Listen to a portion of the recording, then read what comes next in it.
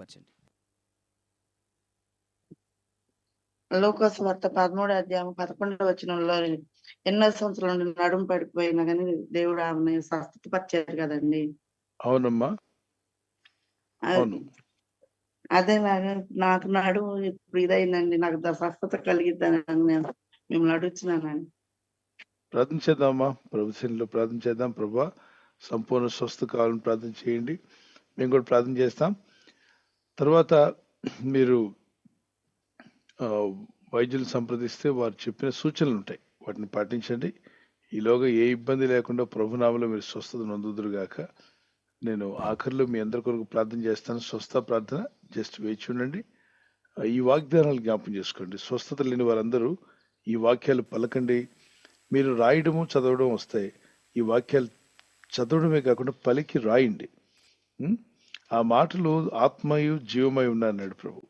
ఆ వాక్యం మీరు పలుకుతున్నప్పుడు మీ ఆత్మలో వాక్యం పనిచేస్తుంది, విశ్వాసం పెరుగుతుంది, స్వస్థత మీరు పొందుకుంటారు. మీరు చక్కగా వాక్యం చూపించారు.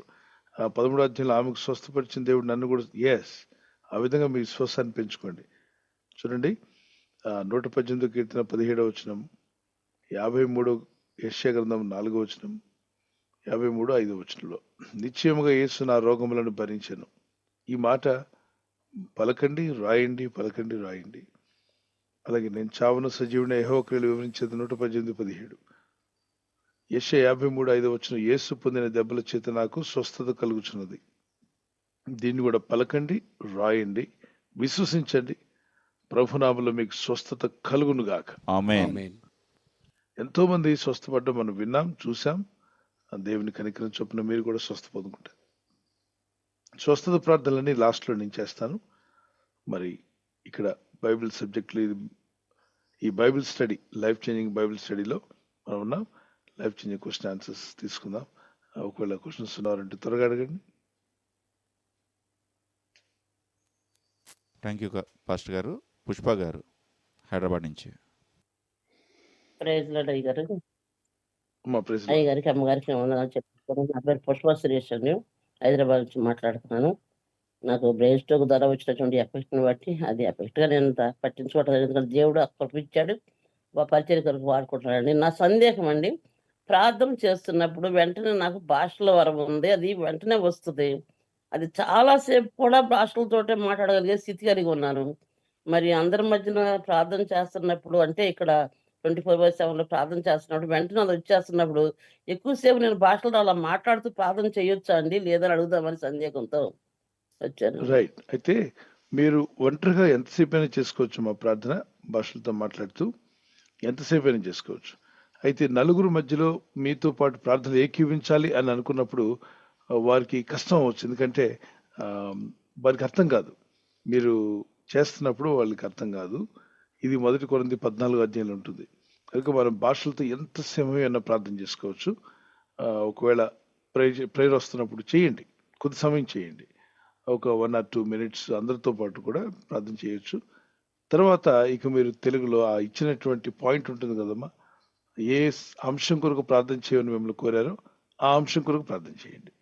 అప్పుడు వారు కూడా విన్నవారు ఆమెను చెప్పడానికి వీలుంటుంది. వెళ్ళినట్లయితే వాళ్ళకి అర్థం కాదు కనుక, మీరు ఏం పలికారో తెలియదు కనుక వాళ్ళు ఆమెను చెప్పలేరు. అందుకే మీతో ఏకీవించాలి కదా, అది విషయం. మాట్లాడుకోండి. మీరు పర్సనల్గా ఎంత సమయమైనా భాషలతో there is a power in talking in tongues.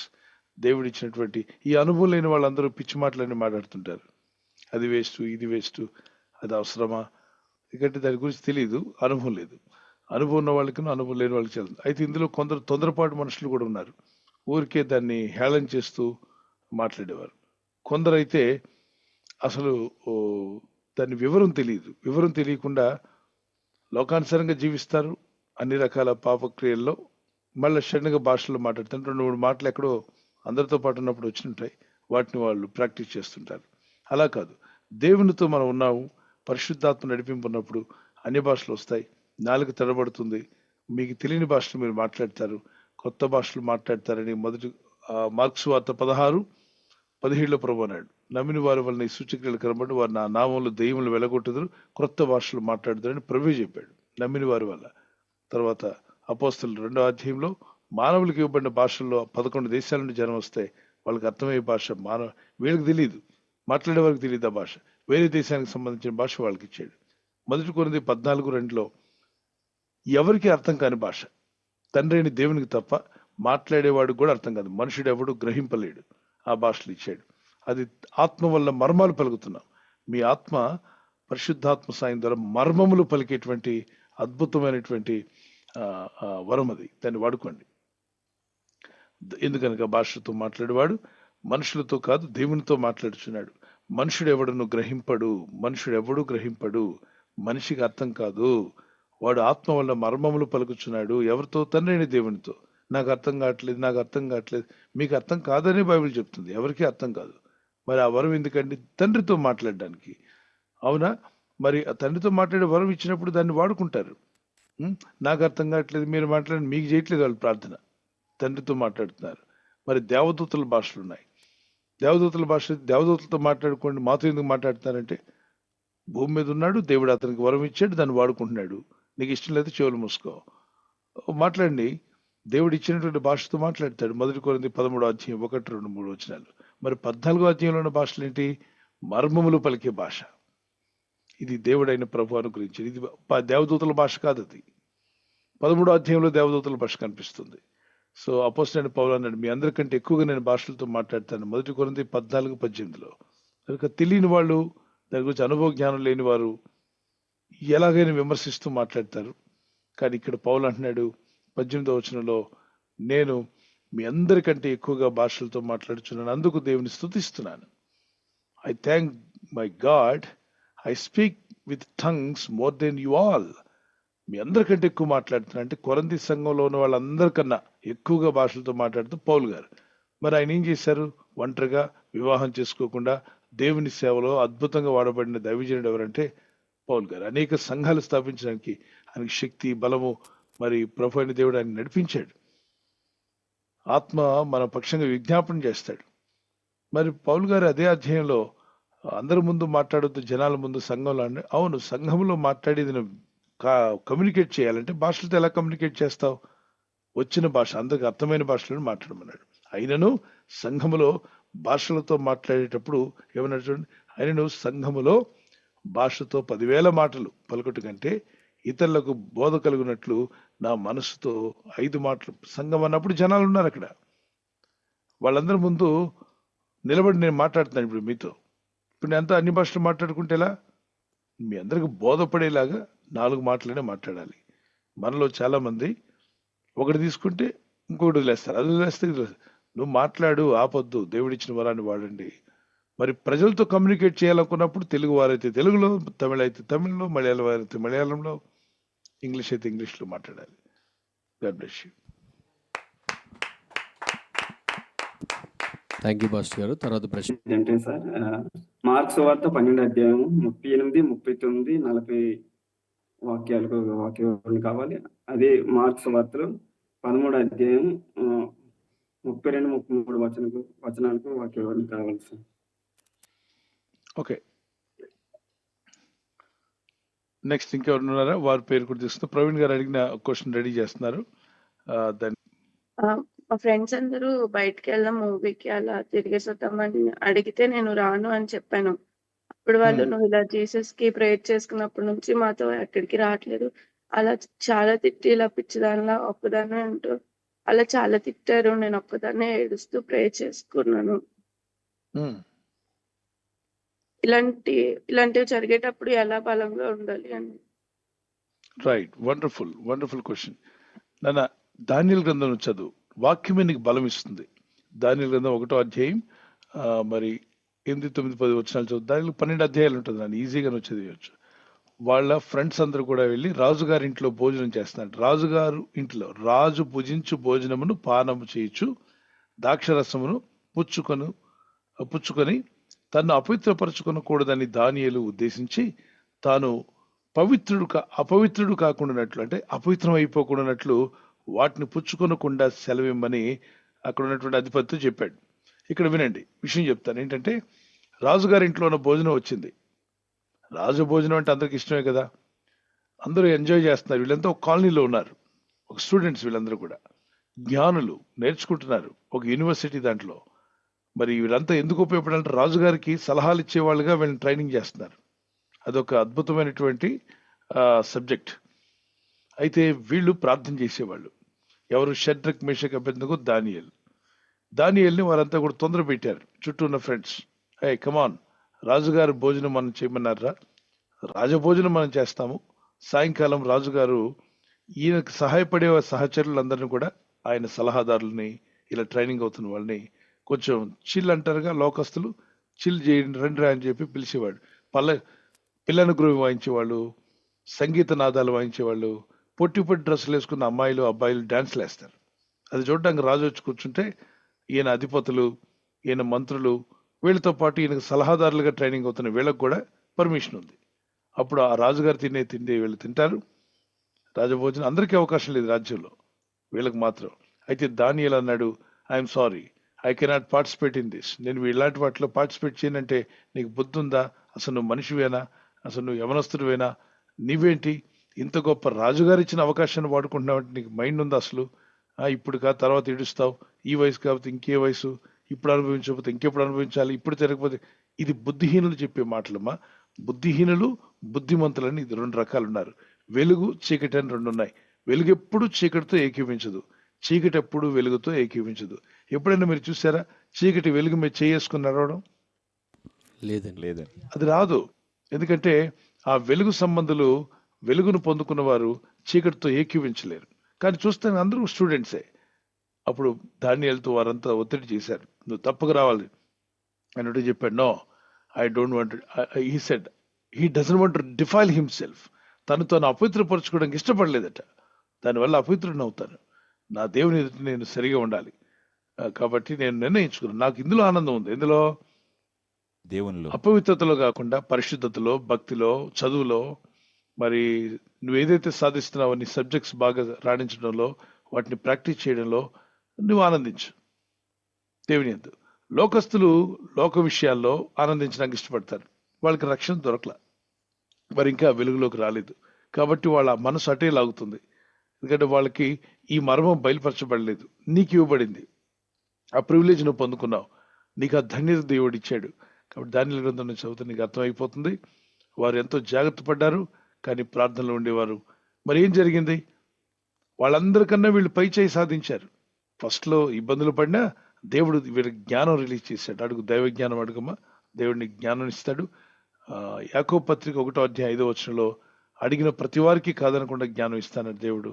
అలాగే అన్ని సబ్జెక్ట్స్ లో మీరు చేస్తున్నటువంటి పనులు అన్నింటిలో కూడా మీరు వర్ధిల్లాలని ప్రార్థన చేసుకోండి. God bless you. వీళ్ళు ఎవరికైనా జ్ఞానం కొద్దుగా ఉన్న ఎడల అతడు దేవుని అడగవలను, అప్పుడు అది అతనికి అనుగ్రహింపబడను. ఆయన ఎవరిని గద్దింపక అందరికీ ధారాళంగా దయచేవాడు. సో ఇప్పుడు నీ విలువ తెలియదు, కొన్నాళ్ళు పోయాక నీ విలువ తెలుస్తుంది. మేము కూడా కాలేజ్ స్టడీస్ లో ఉన్నప్పుడు నుండే ప్రభువు మమ్మల్ని తాకినప్పుడు మా ఫ్రెండ్స్ అంతా కూడా ఎగతాళి చేశారు. కానీ ఇప్పుడు వాళ్ళు అంటున్నారు, ఎప్పుడు చూసినా బైబిల్ పట్టుకుని నడుస్తుంటావు, ప్రార్థన అంటావు, భక్తి అంటావు, నీ జీవితం వేస్ట్ అయిపోద్ది, నీ లైఫ్ ఇలా వేస్ట్ అవుతుంది, నీకు జ్ఞానం లేదు, ఇలా సరదాగా తిరగాలి, ఇప్పుడు కాబట్టి ఇంకెప్పుడు, ఇలా డైలాగులు కొట్టిన వాళ్ళందరూ అప్పుడు నేను వాళ్ళతో ఏకీవించలేదు. కానీ ఈ మధ్య వాళ్ళు టీవీ స్క్రీన్లో, తర్వాత యూట్యూబ్ లైవ్లో చూసి మెసేజ్ పెడుతున్నారు, నేను అప్పుడు మీతో పాటు చదివాను, అప్పుడు మీరు బైబిల్ పట్టుకుని చదువుతూ ప్రార్థన చేస్తుండేవాళ్ళు, మిమ్మల్ని హేళన చేశాను, మిమ్మల్ని తోలునాడాను, నన్ను క్షమించండి, ఇప్పుడు ఎక్కడున్నారు మీరు అని అడిగితే కొంతమంది ఇబ్బందుల్లో ఉన్నారు, కొంతమంది శోధనలో ఉన్నారు, కొందరు రకరకాల మార్గాల్లో ఉన్నారు. కానీ కొందరు మాత్రమే భక్తి కలిగిన వారు మరి ఆత్మీయంగా ఉండగలిగారు. లోకంలో సంపాదించిన కొంతమంది నెమ్మది లేదు జీవితంలో, కొందరు తాగుబోతులుగా ఉన్నారు, కొందరు తిరుగుబోతులు అయ్యారు, కొందరు మాత్రం ప్రయోజకులైన ఆత్మజ్ఞానం లేని వాళ్ళు కూడా ఉన్నారు. వాళ్ళకి ఆత్మ ఉందని కూడా తెలియదు, డబ్బు సంపాదించారు కానీ వాళ్ళు కూడా చెప్తున్నారు మనశ్శాంతి లేదు, నాకు నెమ్మది లేదు, ఎంత సంపాదిస్తే ఏంటి. చూసా, కొన్ని సంవత్సరాల తర్వాత భక్తి యొక్క విలువ వాళ్ళకి ఇప్పుడు గుర్తొచ్చింది. భక్తి విలువ వెంటనే గుర్తించరు కనుక భక్తులు భక్తిహీనులు. మరి ఏ గ్రూప్లోనూ ఉండాలి? భక్తుల గ్రూపులో. నీ చుట్టూ ఉన్న వాళ్ళు భక్తిహీనులను ఎగతాళి చేయనక్కర్లా. అంటే వాళ్ళు నిన్ను ఎగతాళి చేసినా పట్టించుకోవద్దు. తెలియనప్పుడు చేస్తుంటారు, గ్రహించాక వాళ్ళు నిన్ను అప్రిషియేట్ చేస్తారు. ఒకరోజు రాబోతుంది నీ గురించి వాళ్ళే సాక్ష్యం చెప్తారు నువ్వు ఎలాంటి వాడు. God bless you. ఇంకెవరు క్వశ్చన్? నేను ప్రభు నమ్ముకొని 30 సంవత్సరాలు అవుతుంది నాయన. మేము మా ఊరు వెళ్ళాము, శ్రీకాకుళం జిల్లా. మా అమ్మగారు అది. మా అత్తని తీసుకొని పెళ్లికి వెళ్ళాను. వెళ్తే అక్కడ మా అత్తకి ఎవరు శాతపడి చేస్తారు. అమ్మా వినండి, ఇవి ఎవరో చేతబడి చేశారు, ఈ పిచ్చి మాటలు మా నమ్మకండి, ఆ మాటలు నమ్మి మోసపోకండి. ఈ మధ్య సేవకులు కూడా చెప్తున్నారు ఏమనంటే వాళ్ళకి చేతబడి చేశారు, వీళ్ళకి చేతబడి. ఇవన్నీ పిచ్చి మాటలు, అసలు నమ్మొద్దు. యేసుక్రీస్తునందున్న వారికి ఏ శిక్షా విధి లేదని రోమపత్రిక 8వ అధ్యాయం 1-2 వచనాలు మాట్లాడుతున్నాయి. అన్యులు ప్రభు నమ్మిన వాళ్ళకి చేతబడి ఏం చేయట్లా, చేతబడి వల్ల ఏ పని అవట్లా. మరి మీరు ప్రభు నమ్మినారు, మీరు దేవుని యందు ఉన్నారు, యేసు రక్తంలో కడగబడిన మీకు ఏ చేతబడి ఉండదు. అన్ని మంత్రాలు తంత్రాలు ఏం పనిచేయవు, మంత్రాలకు చింతకాలు రాలుతాయన్న మాట వినాలి. ఎప్పుడైనా ఎవరిని చెప్పినా నమ్మొద్దు. ఈ మధ్య అయోమయం భక్తులు కూడా అవునండి దేవుడు నాకు చూపించాడు, మీకు చేతబడి చేశారు, పచ్చి అబద్ధం. అది తెలియక ఊహల్లో ఉండి వస్తుంటాయి, వాళ్ళ భయాలతో బతుకుతారు. క్రైస్తవుల్లో కూడా మూఢనమ్మకస్తులు ఉన్నారు. ఈ మూఢనమ్మకస్తులు ఎప్పుడు ఏది జరిగినా బ్రదర్ ఏం చేస్తుంటారు బ్రదర్, వీళ్ళకి దేవుడిచ్చిన బలం గురించి ఆలోచించరు, దేవుని వాక్యం గురించి ఆలోచించరు. కానీ ఏదో మరి ఎందుకండి అనారోగ్యం వచ్చింది? అనారోగ్యాలు ఎందుకు రావు? భూమి మీద ఉన్నప్పుడు దగ్గు, జలుబు, రంప, ఫీవర్, సరిగా తినకపోతే ఒక విధంగా, తిండి ఎక్కువైతే ఒక రకంగా, రకరకాల మార్పులు వస్తాయి. వయసును బట్టి కూడా, వయసు పెరుగుతుంటే కంటి చూపు తగ్గొచ్చు, షుగర్ కనబడవచ్చు, హై షుగర్, లో sugar, high BP, low BP, వీటన్నిటికీ చేతపడని చెప్పేవాళ్ళు చాలా మంది ఉన్నారు. ఎందుకంటే మరి ఇలా వచ్చింది? ఒకప్పుడు ఆరోగ్యంగా ఉన్నాను కదండి. అవును, వయసు పెరుగుతుంది, తినే ఆహారం సరిగా లేదు, వ్యాయామం లేదు, సరిగా నడవరు, తీసుకోవాల్సిన వేళకు ఆహారం తీసుకోరు, తీసుకోవాల్సిన నీరు తాగరు, తీసుకుంటే ఒకే రకమైన రకరకాలైన ఆయిల్స్ ఉన్నాయి, కల్తీ ఆయిల్స్ వచ్చేసాయి, కల్తీ ఫుడ్ తింటున్నారు. దీనివల్ల దేహం ఇబ్బంది పడుతుంది. ఇబ్బంది పడినప్పుడంతా ఎవరో ఏదో చేశారు అందుకే వచ్చిందేమో అంటే మీరు అనుమానం పడితే, అనుమానం పడేలా చేసేవాళ్ళు బోళ్ళు మంది. అసలు అనుమానం లేనోడు కూడా బ్రదర్ నాకేంటి బ్రదర్ ఈ సమస్య పోవట్లేదు, మీరు ప్రార్థన చేసినట్టు ఒక చేతబడి చేసి అతను భయంకరంగా చేస్తాడు అంటాడు. ఇది ఒక పచ్చాబద్ధం. ఈ మోసపూరితమైన మాటలు నమ్మకండి. ఎంతోమంది ఇలా చేతబడి అనుకుంటూ వచ్చిన వాళ్ళందరినీ దేవుడు విడిపించాడు. చేతబడలేదు, పాడలేదు. అసలు నమ్మొద్దు, వాటి గురించి పట్టించుకోవద్దు. అవి అన్యులకే పని చేయనప్పుడు మనకి ఎలా పనిచేస్తాయి? క్రీస్తు యేసునందున్న వారికి ఏ శిక్ష విధి లేదు నాన్న. అమ్మా గుర్తుపెట్టుకోండి, లూకా సువార్త 10:19 శత్రుబలం అంతటి మీద మీకు అధికారం అనుగ్రహించాను, ఏది మీకు ఎంత మాత్రం హాని చేయదన్నాడు. ఓకే, ఆ సిస్టర్కి అనారోగ్యం ఉంటే ప్రార్థన చేయండి, ప్రేరాలు రాయండి. అది తగ్గినట్టు లేకపోతే డాక్టర్స్ని కూడా సంప్రదించండి. రోగికి వైద్యుడు అవసరం అన్నారు, సంప్రదించండి. వాళ్ళు ఇచ్చే సరైన వైద్యులు అయితే చక్కని సలహాలు ఇస్తారు. ఆరోగ్యకి సంబంధించిన సలహాలు పాటించండి. ఓకే, ఇలా చేతబడి కూర్చున్నారా, ఆరోగ్యం ఇంకా పాడైపోద్ది, టైం వృధా అయిపోతుంది, సమయం వృధా అవుతుంది. ఈ అయోమయాలు చెప్పే మాటలు విని మోసపోకండి. దేవుని యందు విశ్వాసం ఉంచిన వాళ్ళరా అసలు ఈ తంత్రాలు, మంత్రాలు, చేతబడులు అసలు మాట ఎత్తొద్దు మీ నోటంట. చదువుకున్న వాళ్ళు కూడా మాటలు నమ్మేస్తున్నారు. ఏంటంటే అతను ఎవడో ప్రవక్త, ఆయన కళ్ళు మూసుకున్నప్పుడు దేవుడు చూపించాడు, వట్టి మాటలు. ఒకవేళ దేవుడు చూపిస్తే వెళ్ళగొట్టమని చెప్పండి, ఇప్పుడే వెళ్ళగొట్టమనండి. ఇప్పుడు కాదు, 7 వారాలు రండి, 21 వారం రమ్మంటే అది అబద్ధం అని తెలుసుకోండి. ఇలా చాలా మంది మోసపోతున్నారు. ఇలాంటి మాటలు నమ్మి మోసపోకండి. God bless you. ధైర్యంగా ఉండండి. దేశ మతం కాబట్టి మనకు అక్కర్లేదు. ఈ అపోహల్లో చాలా మంది ఉన్నారు. వాళ్ళ మనసులు నిండా ఏంటంటే ఇది మన దేవుడు కాదు, ఈయన మన దేవుడు కాదు. దేవుడు అనేవాడు ఒక్కడే ఉంటాడు. సర్వసృష్టికి ఒకే దేవుడు, ఆయన సృష్టికర్త. మరి సృష్టిని కాకుండా నువ్వు సృష్టికర్తను ఆరాధిస్తున్నావు, ప్రార్థిస్తున్నావు. ఆ అవగాహన జ్ఞానం వారికి వచ్చేంత వరకు వారు ఏదో ఒకటి అంటూనే ఉంటారు. నిజంగా దేవుని ప్రేమ ఉంటే ఆ అమ్మాయి ప్రార్థన చేసుకుంటుంది, తప్పేంటి? తనకి ఇష్టమైన దేవుడు నమ్ముకుంది. ఇప్పుడు మనం కొలిసేటువంటి మన దేశంలోనే ఎంతో మంది దేవుళ్ళు ఉన్నారు. కొందరిని ఆరాధిస్తే కొందరిని ఆరాధించరు. మరి అటువంటిప్పుడు అడ్జస్ట్ అవుతున్నారు కదా. మరి క్రీస్తు ప్రభుని నేను నమ్మాను, నమ్ముకొని ప్రార్థన చేస్తున్నాను అంటుంది. నువ్వు ప్రార్థన చేయమా, నువ్వు భయపడొద్దు. అలాగే కెనడా దేశం వెళ్ళారు మీ హస్బెండ్, అక్కడే ఆ కెనడా దేశం వాళ్ళు ఎవరికి ప్రార్థన చేస్తారు? జీసస్కే. మరి ఎన్నో దేశాలు ఉన్నాయి ప్రపంచంలో, క్రైస్తవ దేశాలు పిలువబడుతున్నాయి. అందులో ఎక్కువగా అగ్రదేశాలు అన్ని క్రీస్తుని ప్రార్థించేవే. ఒకప్పుడు వాళ్ళ పితరులందరూ బైబిల్ పట్టుకొని కన్నీళ్లు కార్చి దేవుని మందిరాలు కట్టి ప్రార్థన చేసి దేవుని స్తుతించిన వారే, సువార్త ప్రకటించిన వారు. యూరోప్ అంతటా అనేక దేశాలు ఉన్నాయి. అలాగే అమెరికా కావచ్చు, కెనడా కావచ్చు, ఆస్ట్రేలియా కావచ్చు, న్యూజిలాండ్ కావచ్చు. మన వాళ్ళు చాలా మంది అక్కడ ఉద్యోగాల కోసం వెళ్తున్నారు. మరి అక్కడ ఏ దేవుణ్ణి ప్రార్థన చేశారు వాళ్ళు? ఆ దేశంలో సిస్టమ్ బాగుంది అంటున్నారు మన వాళ్ళు. అక్కడ రోడ్ సిస్టమ్ బాగుంది, అక్కడ లా సిస్టమ్ అంటే చట్టం బాగుంది, అలాగనే అక్కడ ఉన్నటువంటి కొన్ని విషయాలు చాలా నచ్చాయి మనకి అని చెప్పని మన వాళ్ళు మాట్లాడుకుంటారు. మరి అక్కడ ఆ సిస్టము, ఆ బుద్ధి, జ్ఞానం వాళ్ళకి ఇచ్చింది ఎవరు? యేసు దేవుడే కదా. మరి యేసయ్యను ప్రార్థించినటువంటి కుటుంబాలే కదా వాళ్ళు స్టార్టింగ్ లో. ఆ తర్వాతగా ఆ జ్ఞానం వారు గడించగలిగారు, పొందగలిగారు. ఈ వివేచన, ఈ లాజిక్ గా వారు అర్థం చేసుకుంటే వారు గ్రహించగలుగుతారు. వీరు రక్షింపబడేంత వరకు వ్యతిరేకం ఉంటారు. ఇప్పుడు మీ ఆంటీ కావచ్చు, ఆమె అర్థం చేసుకుంటే కుమార్తె ప్రార్థన చేసుకుంటుంది. సినిమాలు చూడట్లేదుగా, సినిమాలు చూస్తే ప్రాబ్లం. సినిమాల్లో ఏముంటుంది? కామ, క్రోధ, మద, మత్సరాలు ఉంటాయి. మనిషిని ఉన్న దగ్గర ఉండవు.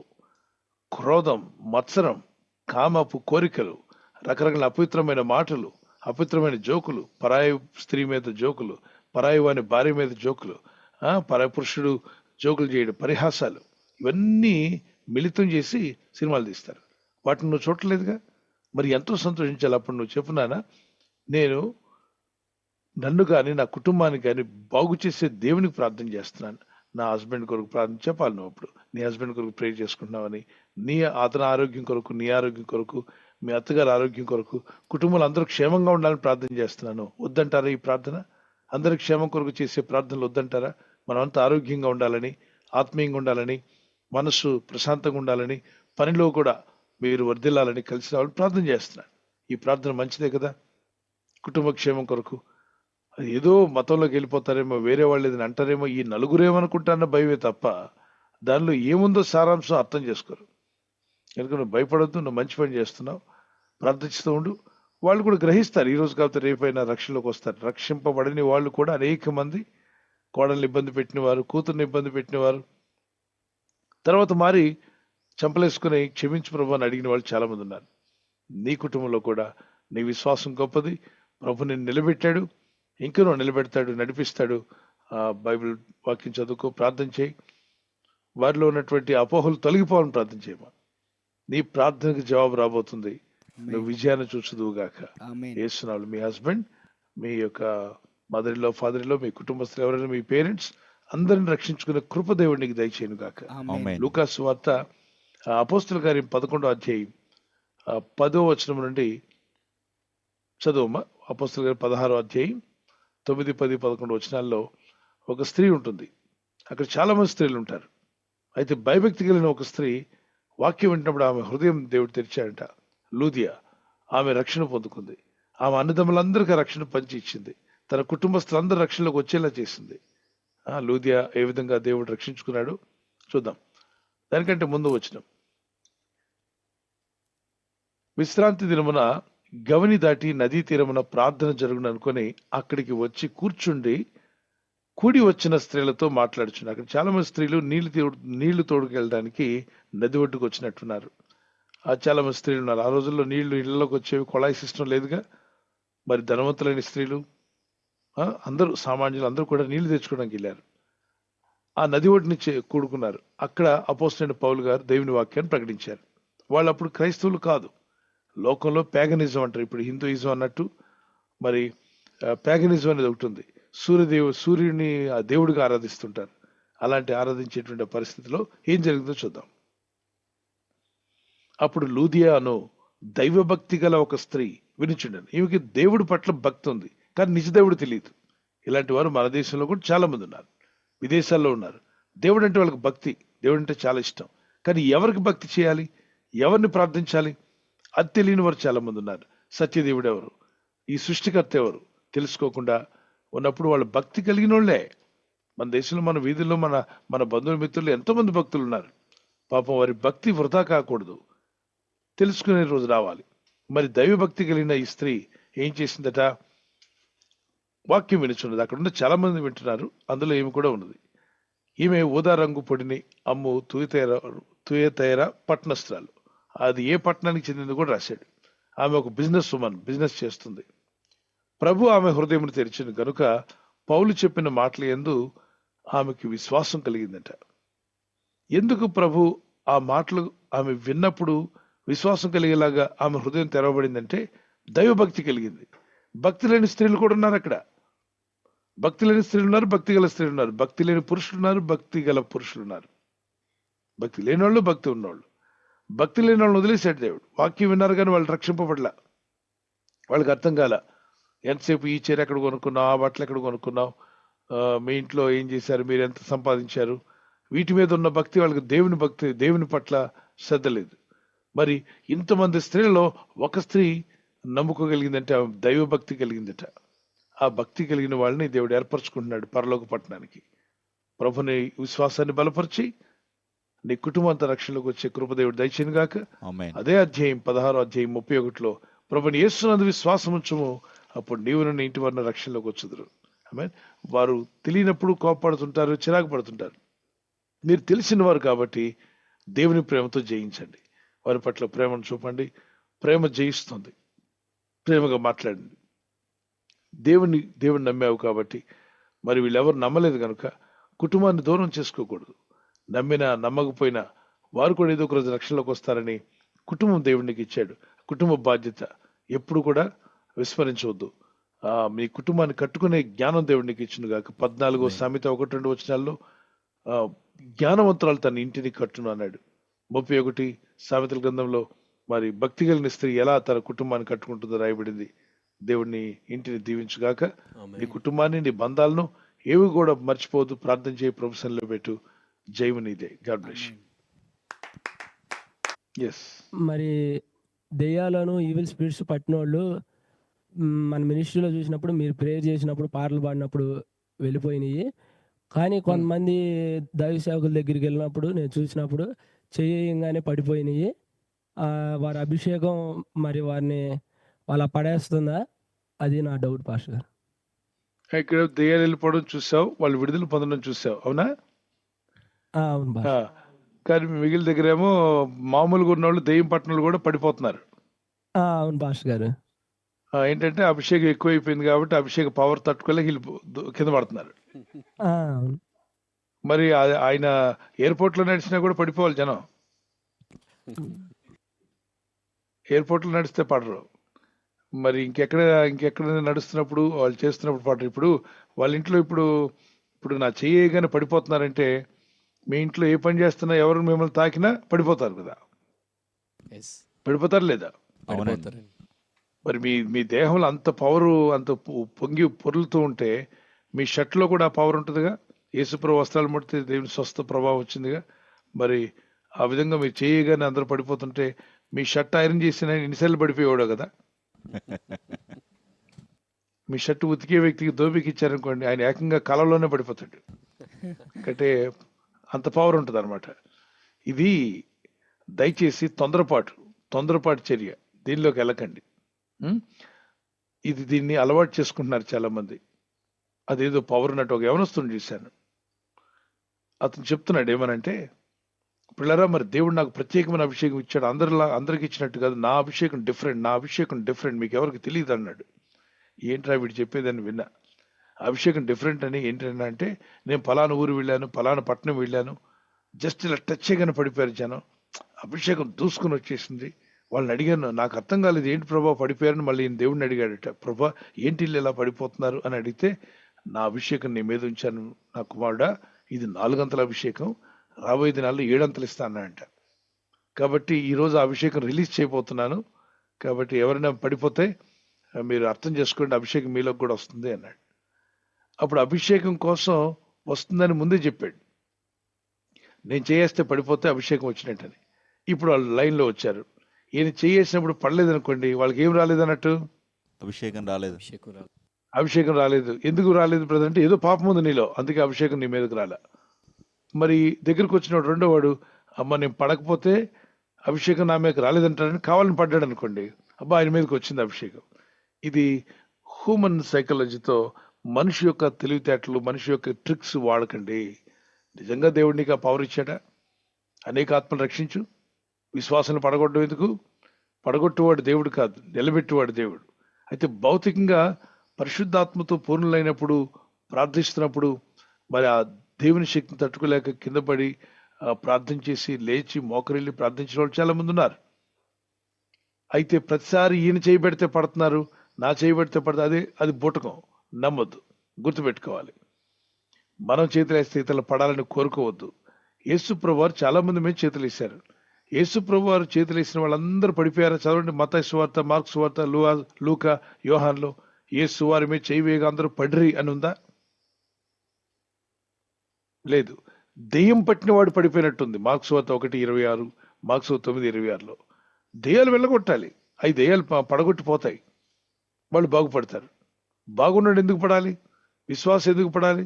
అతను ప్రభుని నమ్మాడు కదా. పరిశుద్ధాత్మతో నింపబడ్రి. బలముగా పరిశుద్ధాత్మ వచ్చినప్పుడు మేడగది మీద, అపోస్తలుల 2వ అధ్యాయంలో ఆ మేడగది మీద ఉన్న వాళ్ళందరూ కింద పడ్రి అని ఉందా? ఎవరు పడలా. అంత బలంగా వస్తేనే ఎవరు కింద పడిపోలా. అది మొట్టమొదటిగా సంఘం మీదకి పరిశుద్ధాత్మ బలముగా వచ్చింది. అప్పుడు అందరూ వాక్శక్తితో అన్ని భాషలు మాట్లాడరని ఉంది. కింద పడి దొర్లిరి అని లేదు.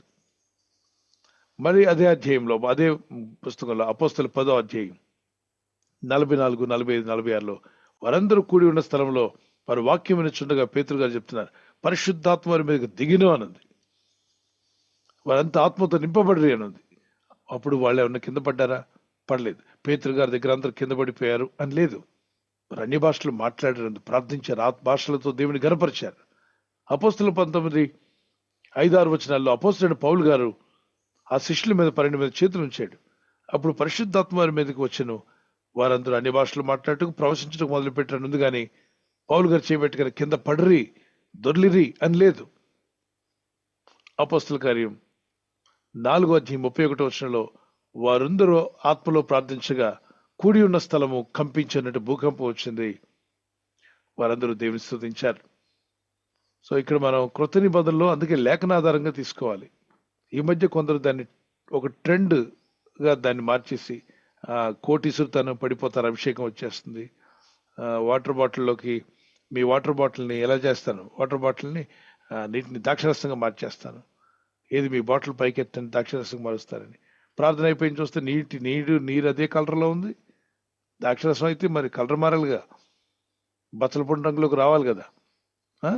ఇది ద్రాక్షరసం అంటే అదే మెరూన్ కలర్లో ఉంటుంది, అది అలా రాలే, అలాగే ఉంది. మీరు టేస్ట్ చేసి చూడండి. టేస్ట్ చూడడం ఎందుకండి, ముందు రంగు మారాలి కదా. మీరు నిజంగా మార్చుంటే యేసు ప్రభువారు తాకినప్పుడు నీరు ద్రాక్షరసంగా మారింది. ఆ తర్వాత పేతురు ఎప్పుడు నీటిని ద్రాక్షరసంగా మార్చలా. యేసు ప్రభువారు తర్వాత వచ్చిన శిష్యులు పౌలు గారు కానీ, పేతురు గారు కానీ, తోమా గారు కానీ నీటిని ద్రాక్షరసంగా ఒక దగ్గర కూడా మార్చినట్లేదు. మనవాళ్ళతో ఓవర్ యాక్షన్ చేస్తున్నారు. అవసరం లేదు, సువార్త చెప్పండి ఆయన. దేవుని వాక్యం ప్రకటించిందంటే ప్రకటించకుండా వాక్యమైన దేవుళ్ళలో జీవం ఉంది, వాక్యంలో బలం ఉంది, వాక్యం నిలబెడుతుంది, వాక్యం బాగు చేస్తుంది, స్థిరపరుస్తుంది. ఇలా నా చేయేస్తే పడిపోతానంటే ఆ వ్యక్తికి మహిమ కలిగేలా చేసుకుంటున్నాడు. ఆ వ్యక్తులు ఏదో పవర్ ఉన్నట్టు మిగిలిన వాళ్ళ దగ్గర పవర్ లేనట్టు, పేరు గడించడానికో పేరు ప్రఖ్యాతలు రావడానికో ఈ తొందరపాటు చర్య ఇది కాదు. యేసుక్రీస్తు ప్రభువారు మనకు చెప్పమని చెప్పింది సువార్త ప్రకటించండి, ఆత్మలు రక్షించబడతాయి, దెయ్యాలను వెళ్ళగొట్టండి. దేవులు అంటే వెళ్ళిపోతాయి. అందరిలో దెయ్యం ఉందని అనకూడదు. యేసుప్రభువారు దెయ్యాలు వెళ్ళగొట్టారు, అందరిలో దెయ్యాలు వెళ్ళగొట్టినట్లేదే. దెయ్యం పట్టిన వారికి విడుదల వచ్చింది, దెయ్యాలు లేని వాళ్ళు చాలా మంది ఉన్నారు అక్కడ. ఓకే, విశ్వాసంతో వాక్యం చదవడానికి అర్థమవుతుంది. God bless you.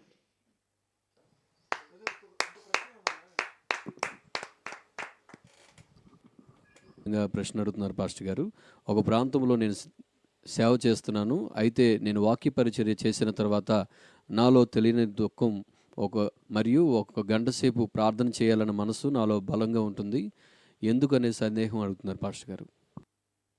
ఎక్సలెంట్, మంచి ప్రశ్నమ్మా. మీకు అది కలిగిన అనుభవాన్ని బట్టి దేవుని స్తుతిస్తున్నాను. గుర్తుపెట్టుకోండి, అటువంటి అనుభవం వాక్య పరిచర్య దేవుని సువార్త చెప్పిన తర్వాత ఆ వ్యక్తుల కోసం ప్రార్థన చేయాలన్న భారం కలగడం అనేది it's a gift of God. చాలా మంది చెప్పి వెళ్ళిపోతూ ఉంటారు. చెప్పిన వాక్యం ఫలించాలని ప్రార్థన చేయండి, విన్నవాళ్ళు గ్రహించుకోవాలని ప్రార్థన చేయండి. యేసు ప్రభువారు ప్రార్థనలో గడిపిన తర్వాత తెల్లవారు ఆయన వెళ్ళి సువార్త చేసేవారు. సాయంకాలం రాత్రి అయినప్పుడు మళ్ళా ప్రార్థనలు ఉండేవారు. సో ప్రార్థన, సువార్త, ప్రార్థన రెండు కూడా కలిసి వెళ్తూ ఉండాలి. వాక్య పరిచర్య, ప్రార్థన.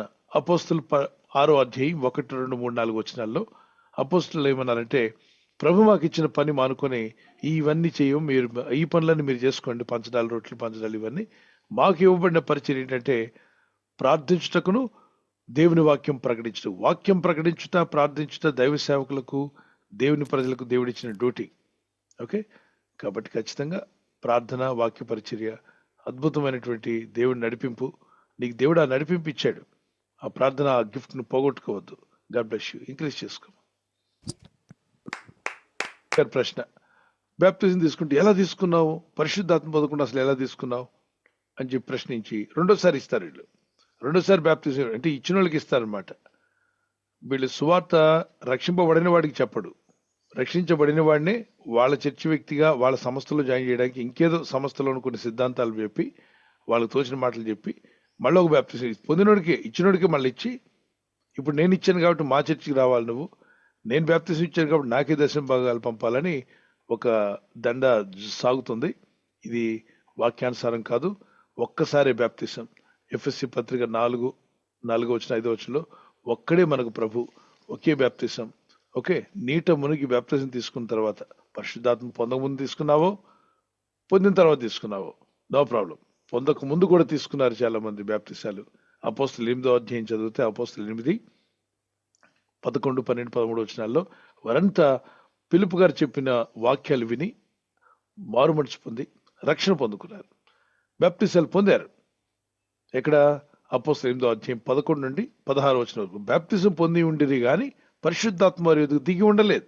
అయితే పిలుపు దేవుని రాజ్యము గురించి, యేసుక్రీస్తు నామను గురించి సువార్త ప్రకటించుండగా వారు అతన్ని నమ్మి పురుషులను స్త్రీలు బ్యాప్టిజం పొందారు. పురుషులు స్త్రీలు పొందారు.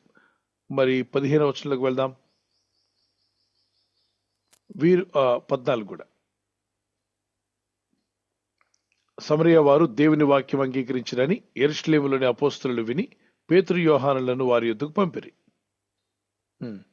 వారు వచ్చి వారు పరిశుద్ధాత్మను పొందవలనని, వీరు వచ్చి వారు పరిశుద్ధాత్మ పొందవలని వారి కొరకు ప్రార్థన చేసిరి. 16వ వచనం అర్థం చేసుకోండి. 16, అంతకు ముందు వారిలో ఎవరి మీదను ఆయన దిగి ఉండలేదు. చదవండి. అంతకు ముందు పరిశుద్ధాత్మ వారిలో ఎవరి మీదకి దిగి ఉండలేదు. వారు ప్రభు అయిన యేసు నామమున ఏం పొందున్నారు? బాప్టిజం మాత్రం పొంది ఉండిరి. మరి పరిశుద్ధాత్మ పొందక ముందు ఏం పొందుకున్నారు వీళ్ళు? బాప్టిజం. అక్కడ వివరంగా ఉంది చూడండి. వారు ప్రభు అయిన యేసు నామమున బాప్టిజం మాత్రం పొంది ఉన్నారు. ఓకే, బాప్టిజం పొందారు, నీటి మునిగి బాప్టిజం పొందారు. మళ్ళీ ఆ నామంలో పొందారా, ఈ నామంలో పొందారా, అదొక మళ్ళా ఒక పెద్ద క్లాస్ తీసుకుంటారు. దయచేసి యేసు ప్రభుని నమ్మి నీటిలో మునిగి బాప్టిజం పొందితే ఓకే, దాని గురించి మళ్ళా ఆ నామాలు మార్చాలి, మేము ఇటు తిరగండి అటు తిరగండి చెప్తే పట్టించుకోవద్దు. ఆ తర్వాత పరిశుద్ధాత్మ పొందుకున్నారు. మరి అపోస్తుల 10వ అధ్యాయం 44-47 వచనం వరకు పరిశుద్ధాత్మ ముందు దిగి వచ్చింది, తర్వాత బాప్తిజం పొందారు. ఓకే, ఆత్మ నువ్వు నమ్మినప్పుడు నీలో ఆత్మ ఉందమ్మా, నింపుదల లేదు కానీ ఆత్మ ఉంది. నా గిన్నె నిండి పొంగి పొర్లుచున్నది అన్నాడే, ఆ అనుభవం కావాలని ప్రే చేయండి. నింపుదల కావాలి ప్రభావం ప్రార్థించండి.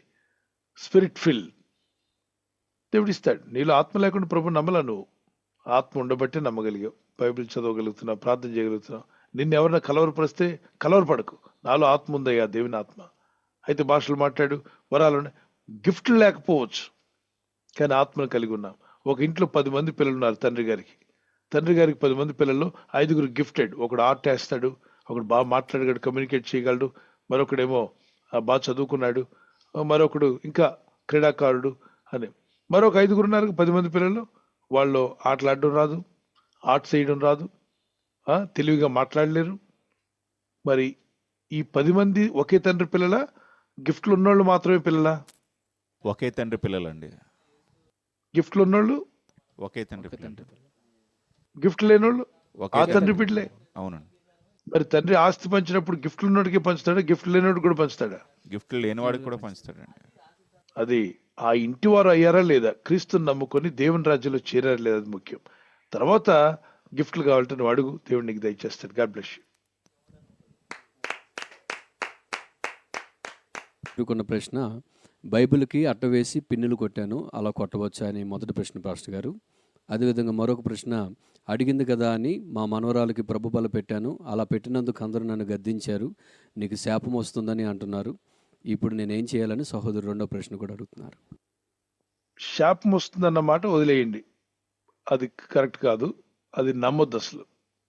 ఓకే, బైబిల్కి అట్టేసి పిన్నులు కొట్టావు, బైబిల్ని సిలివేసావు అంటారు కొంతమంది.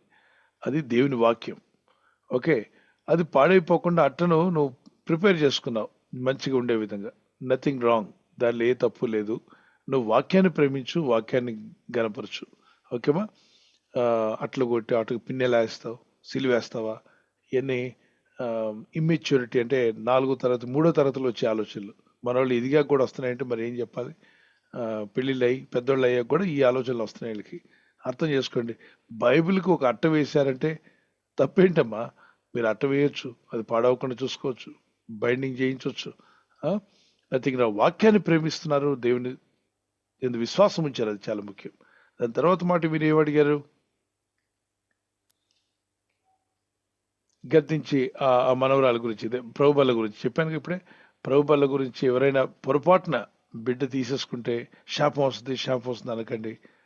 అడుగుతుంటారు పిల్లలు, అందుకే దగ్గర చాక్లెటో లేకపోతే వాళ్ళు తినడానికి ఏదైనా వస్తువు దగ్గర పెట్టుకోండి. వాళ్ళ చేతిలో, మీరు చేతిలో ప్రభుబల పట్టుకొని ప్రార్థన చేస్తుంటారు, ఇవ్వు అని చేతిలో లాక్కుంటూ ఉంటారు, తినాలని కోరిక. కాబట్టి వాళ్ళకి ఇవ్వద్దు. ఏమి వాళ్ళు చాక్లెట్ ఇవ్వండి, దాని వివరం వాళ్ళకి తెలియదుగా. అందుకే ఇది తిన్నప్పుడు వివేచించి తీసుకోమని 1 కొరింథీ 11వ అధ్యాయం 22వ వచనం 23వ వచనం నుండి 28, 29, 30 వచనం వరకు ఏమైందంటే, తిన్నప్పుడు ప్రభు వాళ్ళు తీసుకున్నప్పుడు అది ప్రభు శరీరమని, ప్రభు యొక్క రక్తమని వివేచించి తీసుకురాలి. అలా లేనట్లయితే అది మంచిది కాదు. మీలో కొందరు బలహీనలయ్యారన్నాడు. అయితే పెద్దవాళ్ళ గురించి మాట్లాడుతున్నాడు. అయితే ఈ చిన్న బిడ్డలందరికీ ఇవ్వచ్చా అని నేను అంటలేదు, చిన్న బిడ్డలకి ఇవ్వాలి. పొరపాటున ఏమైనా తీసుకుంటే దేవుడు చెప్పించేవాడు ఏం కాదు. ఓకే, ప్రభు దగ్గర మీరు ప్రార్థన చేసుకోండి. ఒకవేళ పొరపాటున కింద పడింది క్షమించమని అడగండి. ఆ ప్రభు బలకు ఇవ్వాల్సిన మర్యాదను జాగ్రత్తలు ఇవ్వండి. నమ్మి బాప్తిసం పొందిన వాళ్ళు తీసుకోవాలి. Okay, God bless. ఇప్పుడు పర్వాలేదు అన్నానంటే పిల్లలందరికీ పెట్టేస్తారు. పర్వాలేదు నేను చెప్పట్లా, పొరపాటున తెలియకుండా తినట్లయితే ప్రభు దగ్గర అడగండి, ప్రార్థన చేయండి. శాపం వచ్చేస్తాడు. మన దేవుడు ఏమన్నా 26 చేతులు పెట్టుకొని చేతికో కత్తి పట్టుకున్నాడా నరికేస్తానని? కరుణామయుడు, దయామయుడు, ప్రేమమయుడు, తెలుసుకోమన్నాడు, క్షమించమన్నాడు, మరి ప్రార్థించమన్నాడు. సో ఆయన ప్రేమ వైపు, ఆయన హృదయం ఏంటో తెలుసుకున్నాడు అండి. God bless you. Thank you pastor గారు. తర్వాత ప్రశ్న పాస్టర్ వాసు గారు బొబ్బిలి నుంచి అడుగుతున్నారండి. ఆదాములో జన్మ పాపం ఉందా అని అడుగుతున్నారు. అదేవిధంగా రెండో ప్రశ్న, దేవుడు హవ్వతో నీవు వేదనతోనే పిల్లలను కందువు అని అంటారు కదా, నేటి కాలంలో సిజేరియన్ చేసి పిల్లలను బయటికి తీస్తున్నారు, దానికి దీనికి ఏమైనా సంబంధం ఉందా అని అడుగుతున్నారండి. మొదటిగా దేవుడు హవ్వతో నీవు చెప్పిన మొదటి ఆదాములో జన్మ పాపమా? ఆదాములో జన్మ పాపం ఎలా ఉంటుందయ్యా? ఆదాం జన్మించలేదు, ఆదాముని దేవుడు కలుగు చేశాడు నాన్న. ఆదికాండం 2వ అధ్యాయం 7వ వచనంలో దేవుడు నరుని నేలమట్టును నిర్మించాడు. ఆదికాండం 1:26, 27లో 6వ దినమున నరుని దేవుడు పురుషుని గాను స్త్రీని గాను కలుగు చేసి తన పోలిక చొప్పున కలుగు చేసుకున్నాడు. ఓకే, దాని వివరణ 2వ అధ్యాయంలో ఇచ్చాడు, 2:7వ వచనంలో. అంటే ఆదికాండం 1వ అధ్యాయంలో వేరే ఆదామవ్వ, మళ్ళీ 2వ అధ్యాయంలో ఇంకొక ఆదామవ్వ కాదు. దాని వివరణ అక్కడేమో చెప్పాడు దేవుడు కలుగు చేశాడని. ఎలా కలుగు చేశాడని వివరించాడు 2వ అధ్యాయంలో. ఓకే, ఇక్కడ ఆదాములో పాపం లేదు, అవ్వలో పాపం లేదు, వాళ్ళిద్దరిని కలిగి చేశాడు దేవుడు. వారు దేవుడిచ్చిన ఆజ్ఞను అతిక్రమించారు. పాపం అంటే ఏంటి? ఆజ్ఞ అతిక్రమే పాపం. 1 యోహాను పత్రిక 3వ అధ్యాయం 4-5 వచనాల్లో ఆజ్ఞ అతిక్రమించిన పాపం. దేవుడు ఆజ్ఞాపించాడు, వాళ్ళు అతిక్రమించారు, పాపాన్ని తెచ్చుకున్నారు, అవిధేయులయ్యారు. ఓకే, తర్వాత మరి పురుటి నొప్పులు లేకుండా, డెలివరీ పెయిన్స్ లేకుండా సిజేరియన్ ద్వారా అయిపోతుంది కాబట్టి ఏమైనా ఇబ్బంది? నీకేం గర్భం రాలేదు, నీకు ఎలాగో ఆపరేషన్ చేయరు, you don't need to worry, దాని గురించి బాధపడవద్దు. ఒకవేళ స్త్రీకి గర్భం వచ్చినప్పుడు ఆమె సిజేరియన్తో తీస్తే అది శాపమా? పాపం కాదు, నథింగ్ రాంగ్, దాని గురించి వరీ అవ్వద్దు. వాళ్ళకు ఉండాల్సిన నొప్పులు బాధలు ఉంటాయి, వాళ్ళు ఆ బాధలు భరిస్తారు. ఓకే, బిడ్డను కని పెంచి పెద్ద చేయాలి కదా, ఖండంలో అయిపోలేదుగా. గర్భంలో మోయాలి 9 మాసాలు, తర్వాత బిడ్డను కని పెంచాలి. సిజేరియన్ చేశారు, అదేదో పాపం, అలా చేయకూడదు అసలు. అర్జెంట్ ఎమర్జెన్సీ అయితేనే చేయాలి, లేదంటే 99%, 98% నార్మల్ డెలివరీలే అవుతాయంట. కొంచెం పెయిన్ ఉన్నా తట్టుకుంటారు, తర్వాత డెలివరీ అయిన తర్వాత పెయిన్స్ మర్చిపోతారు, బర్త్ పెయిన్స్ అంటారు. ఓకే, బిడ్డను చూడగానే ఆ బాధ అంతా మర్చిపోతారు. మరి బాధ చాలా భయంకరంగా ఉంటుంది. అయినప్పటికీ వాళ్ళు ఆ యొక్క సిస్టమ్ దేవుడు వారికి ఇచ్చిన్నాడు. మరి దాన్ని నేచర్లో ఉంది కాబట్టి దాన్ని వారు జయించగలుగుతారు. ఓకే, ఒకవేళ సిజేరియన్ చేస్తే అది పాపం అని అనుకోకండి, అవసరం లేకుండా సిజేరియన్ చేయించొద్దు. Okay, God bless you. దేవుని మహిమను దొంగిలించి కొందరు నివసిస్తూ ఉన్నారు. అయితే వారికి మరి దేవుని యొక్క రాజ్యంలో ఎటువంటి మరి శిక్ష ఉంటుంది, అలాగే దేవుని యొక్క పరలోక రాజ్యంలో వారికి స్థానం ఉంటుందా? దేవుని మహిమ దొంగిలించడం అంటే ఏంటి? ఏ విషయంలో చెప్పారు వాళ్ళు? అంటే కొందరి ఆత్మల్ని దొంగిలించడం, లేదా వారి యొక్క స్వాస్థ్యాన్ని దొంగిలించడం, వారిని భ్రమపరచడం, వారిని అయోమయం చేయడం, ఆందోళనకు గురి చేసి వారి జీవితాలను లేకుండా చేయడం, అలాంటివి చేస్తూ ఉన్నారు. అలాంటి వాళ్ళు అంటే ఇక్కడ ప్రభువును నమ్ముకోకుండా అడ్డం అదేనా దేవుని మహిమను దొంగిలించడం అంటే? నేనే దేవుడిని అని చెప్పుకోవడం. ఓకే, దేవుడు నాతోనే ఉన్నాడు, యేసు ప్రభు నేనే, నా ద్వారానే మీరంతా పరలోకం వెళ్తారు, నేను లేకపోతే మీరు పరలోకం వెళ్ళరు అనేది దేవుని మహిమను దొంగిలించడం. అయినా దేవుని దగ్గర ఎవరు దొంగతనం చేయలేరు. దేవునిలాగా నటించి ప్రజలు మోసం చేస్తారు. ప్రజలు మోసగిస్తే మాత్రం దేవుడు ఊరుకోడు. ఏ వ్యక్తిని మోసగించినా దేవుడు ఊరుకోడు. ఒక తీర్పు కాలం అనేది ఒకటి ఉంది. అది మత్తయి సువార్త 7వ అధ్యాయం 26, 22, 23, 24 వచనాల్లో ప్రవక్తలని చెప్పుకొని ప్రవచనాలు, అబద్ధ ప్రవచనాలు చెప్పి ప్రజలు మోసం చేసేవాళ్ళు కొందరున్నారు. యథార్థవంతులు ఉన్నారంటున్నారు, యథార్థమైన ప్రవచనాలు ఉన్నాయి, కానీ చీటికి మాటికి మాట్లాడరు వాళ్ళు. దేవుడు బయలుపరిచినప్పుడు మాత్రమే. ప్రతిదానికి ప్రవచనాలు చెప్పే ఉంటారు, వాళ్ళతో చాలా డేంజర్, కొంచెం దూరంగా ఉండండి. కూర్చున్న ప్రవచనం, నిలబడిన ప్రవచనం, కళ్ళు తెరిస్తే ప్రవచనం, కళ్ళు మూస్తే ప్రవచనం, అలా ఉండదు. ఆత్మదేవుడు నడిపించే విధానం వేరుగా ఉంటుంది. సో మరికొంతమంది నేనే దేవుడిని చెప్పుకునే వాళ్ళు దేవుని స్థానాన్ని తీసుకుంటున్నారు. అది వాళ్ళకి చాలా ప్రమాదం. అది గుడ్డిగా అటువంటి వ్యక్తులు నమ్ముతుంటారు కొంతమంది. నమ్మాల్సిన దేవుడు నమ్మంటే 1,00,000 ప్రశ్నలు అడుగుతాడు.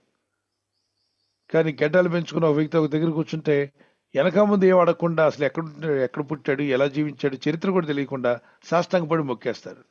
ప్రజల్లో కూడా ఉంది ఆ బలహీనత. ఏంటి, నాకేదైనా లాభం వస్తే చాలు, ఎవరిని మొక్కితే డబ్బులు వస్తాయంటే వాళ్ళ ఫోటో తెచ్చి పెట్టేసుకునే వాళ్ళు కూడా ఉన్నారు. మీ ఫోటో తయారు చేసి ఇతను ఫోటో పెట్టుకోండి మీకు బాగా లాభం వస్తుంటే వెంటనే కొనేస్తాడు, కొని షాప్లో పెట్టేస్తాడు. ఎందుకు? దేవుడి మీద భక్తి కాదు, నీ మీద భక్తి కాదు, డబ్బు మీద ఆశ, ధనం వస్తుంది కదా అని. కనుక అలాంటి వారు చాలా జాగ్రత్త పడాలి. దేవుని పిల్లలై ఉండి క్రీస్తుని నందున్నవారు యేసుక్రీస్తుల వాక్యం వినేయకుండా, ప్రజలను ఎదగనీయకుండా సంఘాన్ని అలా అట్టుపెట్టి వాళ్ళ బోధ మాత్రమే వినాలి, ఇంకెవరి బోధ వినకూడదు. అది కూడా తప్పే. 5-fold మినిస్ట్రీ దేవుడు ఇచ్చాడు. అపోస్తల పరిచర్య అంటే పరిశుద్ధులు సంపూర్ణలు అవ్వాలంటే ఈ బోధలు ఉండాలి. అపోస్తలు, ప్రవక్తలు, సువార్థికులు, అలాగనే మరి సంఘ కాపరులు, ఉపదేశకులు. 5-fold మినిస్ట్రీ అనేటువంటిది ఉన్నప్పుడే ఆత్మీయంగా అందరూ వర్ధిల్లడానికి అవకాశం ఉంటుంది. సో దేవుడు ఇచ్చినటువంటి బాగా ప్రతి విషయాన్ని కూడా గ్రహించుకోవడానికి ప్రయత్నించండి. బైబిల్ చదవండి, ప్రార్థన చేయండి. ఓకే, తర్వాత కొంతమంది ఏమంటారంటే, ఏదైనా సేవకుడు పరిచర్య చేస్తాను అనుకోండి, అతని గురించి అందరికీ తెలిసింది అనుకోండి, అతను బలంగా వాడబడుతాను అనుకోండి, అదిగో ఆయన దేవుని మహిమ దొంగిలిస్తున్నాడు, మేము దొంగిలించట్లేదు, ఈయన ఎవరికి తెలియదు, ఈయన వీధిలో వాళ్ళకి కూడా తెలియదు, కాబట్టి ఈయనేమో దానివల్లనే అతి పరిశుద్ధ భక్తుడిని, ఆయనకి చాలా మంది తెలిసిపోయాడు మహిమ దొంగిలిస్తాడు. ఇది ఒక ఇమ్మెచ్యూరిటీ, అర్థం కాని తన అయోమయం. ఈ అయోమయంలోనే సగం జీవితం గడిచిపోతుంది. దయచేసి అయోమయంలోనే బయటికి రండి. దేవుడు పౌలు గారిని వాడుకున్నాడు, అందరికీ తెలుసు పౌలు గారు అంటే ఎవరు. మరి అదే టైంలో కొంతమంది వాడబడ్డారు, కానీ ఎక్కువ మంది కనబడలా. అపోస్తుల్లో కూడా కొందరే ఎక్కువగా వాళ్ళు పరిచయలు కనబడతాయి, కొందరు పరిచయలు కనబడలేదు. కనబడినంత మాత్రాన, మనుషులకు తెలియనంత మాత్రాన వారు కనబడకుండా పోలేదు, దేవుని దృష్టిలో ఉన్నారు. కనబడినంత మాత్రాన వాళ్ళు ఎక్కువ అయిపోయారు, దేవుళ్ళు అయ్యారు, అది కూడా కాదు. దేవుడు మనకి ఇచ్చిన దాంట్లో ఎంత చెట్టుకి అంత గాలి, ఎవరికి ఎంత ఇస్తే అంతలో మనం చేస్తూ ముందుకు వెళ్ళాలి. ఒకరిని చూసి ఒకరు వారు లేని వారు ఈర్ష్యపడేవారుగా ఉండకుండా దేవుడు అందరినీ అంతటా వాడుకోవాలని ప్రార్థన చేయండి. అందరి ద్వారా దేవుని రాజ్యం ప్రకటించబడాలి, దేవరాజ్యం కట్టబడాలి. Okay, God bless you.